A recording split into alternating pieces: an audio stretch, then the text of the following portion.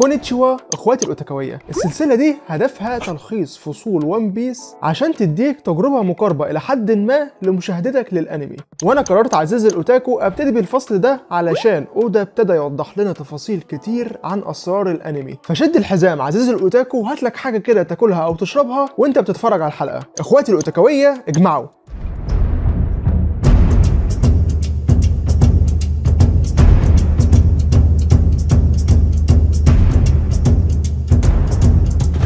بنبتدي الفصل عزيزي الاوتاكو باننا بنشوف دراجون وايفانكوف قاعدين مع صابو وبيحكي لهم عن اللي حصل في يوم الريفري، وابتدى كلامه انهم كان عندهم 3 اهداف اساسيه وهي كالتالي. اول حاجه انهم عايزين يعلنوا الحرب عن طريق تدمير رمز التنانين السماويه، وتاني حاجه انهم يحرروا كوما واكبر عدد ممكن من العبيد، واخيرا انهم يدمروا مستودع المؤن الغذائيه في ارض الالهه. بس خليني كده عزيزي الاوتاكو قبل ما ندخل في تفاصيل الاحداث اللي حصلت في اليوم ده اقول لك ايه هي نتائج خطتهم دي. اول حاجه ان في 12 بلد اتحمسوا من اللي حصل وعملوا ثورات بدعم الجيش الثوري، وبالفعل نجح 8 دول منهم في الثورات دي، ولكن في واحدة اختفت تحت ظروف غامضة وهي مملكة لولوشيا، ودي عزيزي الاوتاكو اللي كان عليها صابو وافتكرنا ساعتها انه مات معاها. وال7 دول دول بطلوا يدفعوا الجزية السماوية ويصدروا مواردهم لحكومة العالم، وده عزيزي الاوتاكو جاب نتائج بالتدريج ان المؤن اللي بتروح للتنانين السماوية في الماريجو ابتدت تقل،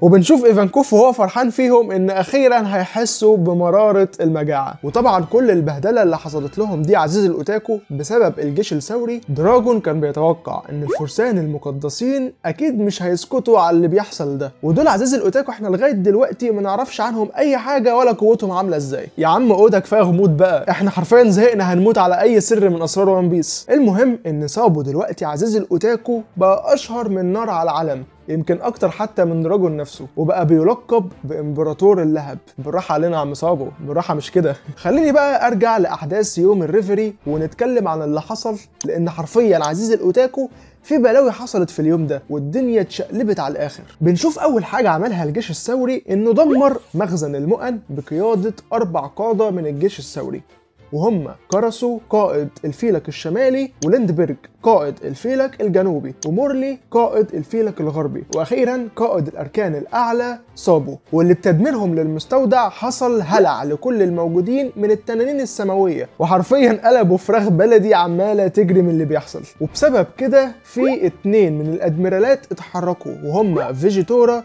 وريوكوجيو، واشتبكوا مع قادة الجيش الثوري. وفي الوقت ده عزيزي الاوتاكو صابو شاف مين؟ شاف كوما وهو رايح لقلعة بانجيا مع التنين السماوي اللي خد قلم محترم من القديس موسجارد، ولكن طبعا ما عجبوش الكلام ده، وبرضه رايح وبيقول انه عايز يخلي شيراهوشي حيواني الاليف. يا جدعان الاشياء دي لما بتتكلم بتعصبني. وفي الوقت ده برضو بنشوف مين عزيزي الاوتاكو؟ ابنة كوما بوني، وهي بتجري عليه وعايزه برضو تنقذه. يا جدعان بجد انا مش صعبان عليا غير كوما اللي ملوش ذنب في الهري اللي بيحصل ده. ولكن اخيرا عزيزي الاوتاكو بينتهي الفصل بمشهد حرفيا يحبس الانفاس، والملك كوبرا بيطلب انه يقابل الجروسي. فيا ترى هيقول لهم ايه وايه اللي هيحصل؟ ده اللي هنقوله في الفصل الجاي عزيزي الاوتاكو. فما تنساش تشترك في القناه وتفعل زر الجرس علشان يجيلك الفيديوهات اول لما تنزل، وتعمل لايك لان ده فعلا بيساعدني ان استمر. سلام.